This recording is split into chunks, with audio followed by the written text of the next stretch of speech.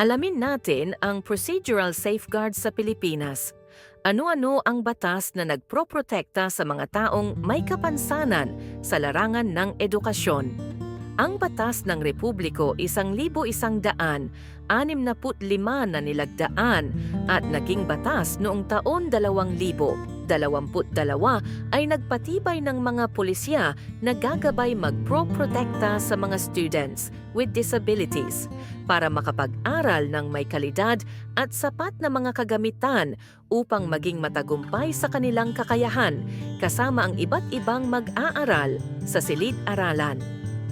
Ang batas na 1650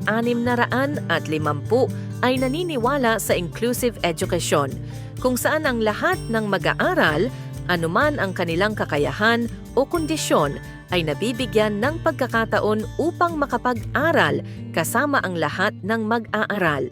Mula 3 taon hanggang 24, sila ay dapat mabigyan ng kalidad na edukasyon sa pamamagitan ng mga iba't ibang uri ng serbisyo, pagsasanay, pagtutulungan ng mga eksperto at sapat na kagamitan upang matuto.